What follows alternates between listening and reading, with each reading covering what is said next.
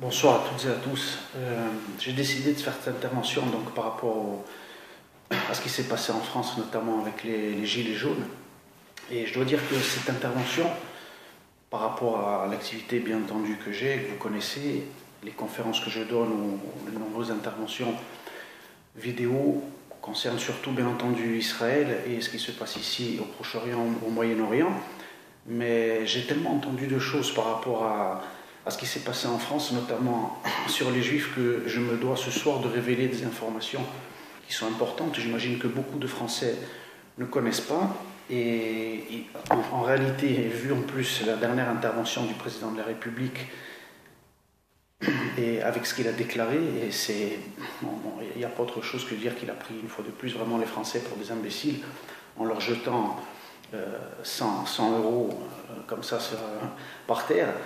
Et donc il faut savoir, puisque les Français veulent aujourd'hui des réponses, il faut qu'ils sachent quand même un certain nombre de choses, et notamment on passe des millions et des millions d'euros de l'État français en Israël. Alors vous pouvez aller, tout ce que je vais vous dire, bien évidemment, je ne dis jamais des choses qui n'ont pas de sources authentiques, qui ne sont pas des sources avérées, crédibles. Donc tout ce que je vais vous dire ce soir, bien entendu, vous pouvez le vérifier sur la page du consul général de France en Israël qui est à Jérusalem.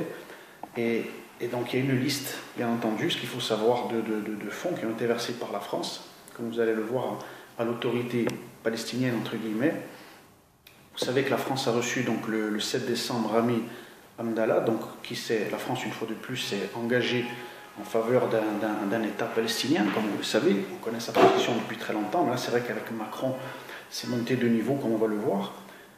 Alors, premier point, comme vous pouvez le voir notamment sur la page du consulat, une coopération qui se fait donc avec le lycée français de Ramallah. Alors, au niveau de ce renforcement des institutions, entre guillemets, palestiniennes, un renouvellement du budget français s'élève à plus de 16 millions d'euros par an pour développer tout un tas d'infrastructures là-bas. Notamment dans le secteur privé, il faut savoir que 5 millions d'euros ont été versés par la France pour le budget 2018-2019. Donc on est déjà à 16 plus 5, ça fait déjà 21 millions d'euros. Donc la France, elle va doubler sa contribution avec 20 millions d'euros donc en 2019. Donc ça double carrément en 2019. Alors l'organisme qui s'appelle l'AFD va dédier pas moins de 40 millions d'euros en 2019 à des projets pour cette imposture, pour ce peuple qu'on a inventé, qui est un projet bien entendu de détruire l'État d'Israël et de donner une légitimité au djihad, on ne le redira jamais assez. Donc pour un tas de pseudo-constructions, bien entendu, on sait où cet argent va aller, comme on le sait. Il n'y a pas plus tard qu'il y a quelques semaines, le terroriste, Dieu merci, a été tué hier par nos forces de sécurité. L'autorité palestinienne emploie des Arabes pour faire des attentats contre des Juifs. Vous pouvez le vérifier. Donc encore là, aujourd'hui, il y a un attentat en Judée-Samarie. Et notamment, surtout, que la maman se remette bien, qui a perdu son bébé hier, malheureusement, de 7 mois. Donc un terroriste qui l'a tiré dessus à l'arrêt d'un bus comme ça. Et donc 7 personnes ont été touchées, dont cette mère qui a perdu son enfant. Malgré la césarienne que l'hôpital lui a fait, il n'a pas pu survivre, ce bébé, à ses blessures. Et donc voilà en fait votre gouvernement, voilà où va l'argent finalement des Français. Voilà, pour financer le terrorisme. Parce que qui aujourd'hui ne sait pas au plus haut niveau de l'État que la pseudo-autorité palestinienne finance le terrorisme, bien évidemment. Donc voilà où va des milliards, des millions depuis des années et des années, encore ça continue. Alors au-delà de tous ces millions qui sont injectés par la France, bien évidemment, à cette autorité, cette pseudo-autorité. Il ne faut pas oublier la remise. Alors là, ça atteint un niveau. Le fameux prix de liberté, égalité, fraternité des droits de l'homme, qui est par la garde des Sceaux.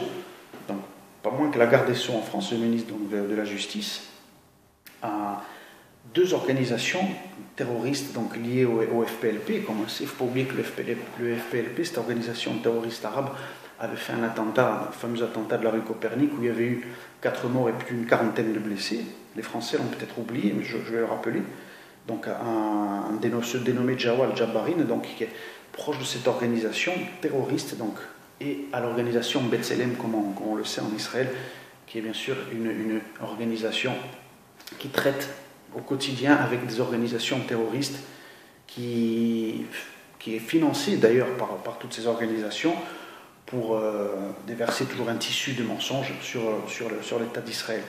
Donc voilà la France, le ministre du Garde des Sceaux en personne, qui a remis ce prix, donc à cette personne donc liée au FPLP, qui a commis des attentats en France, comme on le sait, où il y a eu des morts. Donc voilà, non seulement on va tout l'argent des Français, on a atteint plus de 50 millions d'euros donc, qui vont dans cette pseudo-autorité palestinienne, avec bien sûr comme vous pouvez, tout ce que je vous ai dit, vous pouvez le vérifier sur la page Facebook du consulat de France en Israël, qui est à Jérusalem. Ils sont bien fiers d'ailleurs de l'avoir publié. Et donc, c'est des informations qui sont officielles que vous pouvez vérifier. Alors voilà, moi cette vidéo, je la fais surtout pour avertir les Français, parce qu'une fois de plus, on est tombé dans la vieille rhétorique moyenâgeuse, en plus d'accuser les Juifs de je ne sais pas trop quoi. C'est-à-dire que vous avez malheureusement vos vieillards qui sont dans les rues, qui font la manche, une situation catastrophique sur le plan économique, les gens qui n'ont plus de quoi se nourrir, les frigos vides. Et malgré cela, malgré toutes ces informations, parce que beaucoup le savent quand même ce que je dis, j'imagine que je ne vais pas quand même informer plus de millions de personnes, j'imagine qu'il y a des gens qui ne le savent pas, mais quand même. Et malgré cela, vous êtes allé chercher les Juifs encore, en disant, à croire toutes les théories fumeuses de tous les débiles mentaux, des dieux donnés, des sorales, qui sont des agents de l'islam chiite, à croire des débilités pareilles, des viennes rengailles moyenâgeuses de l'Église catholique, de l'Inquisition de l'époque. Il faut arrêter. À un moment donné, voilà qui sont vos véritables ennemis. La France, aujourd'hui, capitule, comme elle a fait déjà lors de la Deuxième Guerre mondiale, aujourd'hui. Elle prouve, par les milliards qu'elle injecte, une fois de plus, elle capitule face au dogme de l'islam qui, aujourd'hui, impose, bien entendu, ses convictions, ses idées, et ses votes aussi, à l'ONU notamment, parce que la France, il faut rappeler que tous les quarts d'heure, la France fait partie de ces pays qui condamnent systématiquement Israël. Donc, tout ça, c'est quoi? C'est tout simplement des valises de billets. C'est-à-dire que les personnes qui sont au plus haut niveau de la France touchent des valises de billets. Donc, non seulement en échange, bien entendu, des fonds sont versés à des pseudo-organisations qui sont ici en Israël et qui finalement vont dans les poches des terroristes et qui après, voilà, cet argent qui arrive directement ici par la France est envoyé après à des familles, comme on le sait. La famille du terroriste qui a tiré sur cette mère de famille qui était enceinte d'un bébé de 7 mois dans son ventre a touché 10 000 shekels. 10 000 shekels, c'est-à-dire ou 8 000 shekels, je ne sais plus combien ils donnent, s'il y a des primes ou je ne sais pas trop. Ça doit avoir une prime certainement, parce qu'au niveau de leur barbarie, j'imagine, quand il y a un bébé dans le ventre de la mère, il doit avoir un bonus ou une prime. Voilà où va l'argent des contribuables français. Voilà où va votre fric. Quand vous êtes en train de faire la manche dans la rue, vous n'avez même pas de quoi terminer votre fin de mois et pour vos fêtes de fin d'année, vous n'avez même pas de quoi offrir un cadeau à vos enfants, voilà où va votre argent. Et malgré cela, vous tombez encore dans le piège. Je ne vais pas englober tout le monde, je mets toujours des nuances. J'imagine qu'il y a des gens, bien sûr, qui ne suivent pas ces théories, mais on voit que c'est quand même, c'est revenu très très fort. On a vu des affiches antisémites comme il y en avait à l'époque en 39-45, des théories de franc-maçonnerie, enfin, on a entendu vraiment du n'importe quoi. Du n'importe quoi. Quand c'est que vous allez le comprendre, mais j'allais dire, mais vivement le jour où Israël sera respecté, aura un contrôle, non pas, bien entendu, dans un sens négatif, mais où les pays travailleront avec Israël main dans la main. Mais on attend ce jour-là. On est condamné du matin au soir par le monde entier. Les Juifs contrôlent quoi en France? Vous avez perdu la tête. Vous avez perdu la tête. Qu'est-ce qu'ils contrôlent, les Juifs en France? Rien du tout. Ils sont qu'une poignée. Ils sont obligés de raser les murs. Il y a eu une annonce, ils n'ont même pas pu aller prier dans les synagogues le Shabbat dernier, de peur d'être lynchés dans les rues. Mais qu'est-ce qu'ils contrôlent, les Juifs? Qu'est-ce qu'ils contrôlent? En France, ils contrôlent malheureusement rien du tout. Rien du tout. Ils ont un contrôle sur malheureusement sur leur vie qui n'a plus de sens. Et voilà, ils n'ont plus rien. Il n'y a même plus de Juifs en France, c'est terminé. Et ce que je dis prouve que vous dites que tout bien entendu ces théories sont du grand n'importe quoi. Et qu'à voir la France, ce qu'elle finance, ça c'est officiel, c'est pas des théories fumeuses complotistes de débiles mentaux, comme on a vu cet énergumène avec un masque là, de Venise, je ne sais pas trop ce qu'il avait, en train de raconter n'importe quoi. Voilà aujourd'hui un grand nombre de Françaises qui vont écouter. Dieudonné qui profite là d'un malentendu d'une crise majeure pour lui aussi venir faire des quenelles et de dire que c'est la finance juive qui a manipulé tout ça. Mais c'est des gens comme ça, n'hésitez même pas quand ils sont dans les cortèges, dégagez-les. Dégagez-les. Il faut vraiment, parce que c'est ces gens-là qui vous font vraiment du mal en France et qui sont en train vraiment de vous dévier de la vérité et de vous faire tromper d'ennemis. Ces gens-là, c'est ceux-là qu'il faut que vous véritablement que vous preniez à cœur de les écarter de tout. Ne les prenez même pas dans les cortèges. Tapez sur eux, ne tapez même pas sur les CRS. C'est plus important de taper sur des gens comme ça que sur les TRS. Massacrez-les. Ces gens-là, ils profitent, bien entendu, d'une grande masse d'ignorance, bien évidemment. Mais le problème, c'est que voilà, en 2018, c'est toujours les mêmes théories qui reviennent. À chaque crise majeure dans un pays, voilà, c'est l'ombre, encore, on revient sur les théories complotistes, moyenâgeuses, des juifs qui contrôlent les finances, contrôlent les banques, enfin du grand n'importe quoi.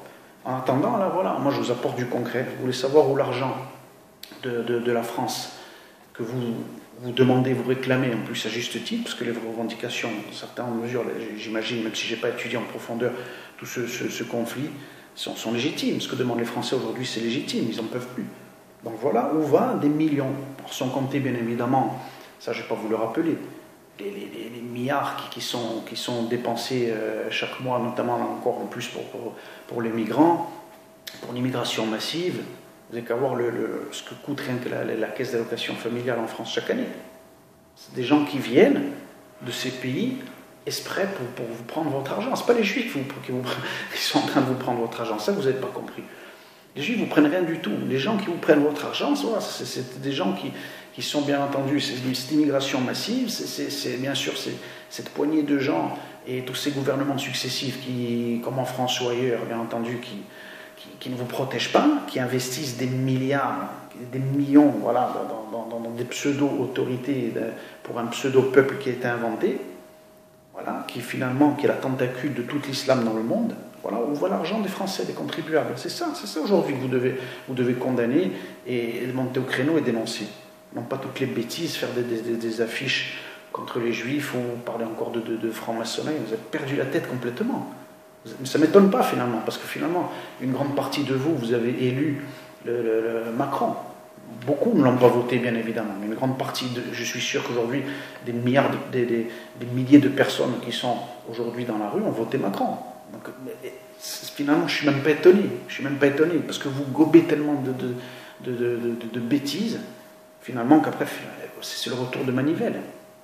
Aujourd'hui, vous payez un petit peu toutes les bêtises voilà, que vous avez intégrées et en plus que vous répétez voilà, à longueur de journée.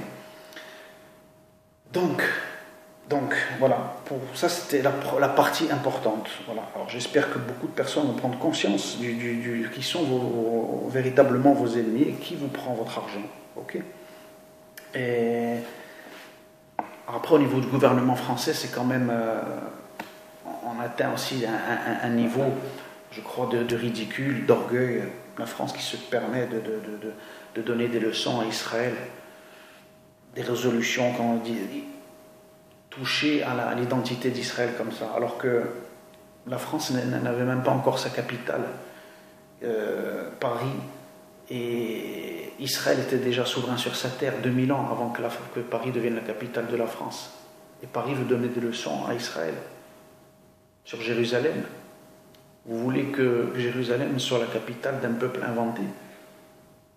C'est quand même fou ça, de continuer à vous battre comme ça dans des causes qui sont, je sais pas. Mais on voit, vous êtes en train de le payer, que ce soit surtout au niveau du gouvernement français et même du peuple français, votre soutien voilà, aux ennemis non seulement d'Israël mais de l'humanité entière, vous êtes en train de le payer. Alors maintenant, il ne vous reste plus malheureusement qu'à prendre conscience de certaines choses et à descendre dans la rue, à demander bien entendu ce qui vous est dû et surtout à ne plus vous tromper d'ennemis. Les jours, honnêtement, de la France et de l'Europe occidentale sont comptés, si ça continue, bien entendu, dans cette voie-là.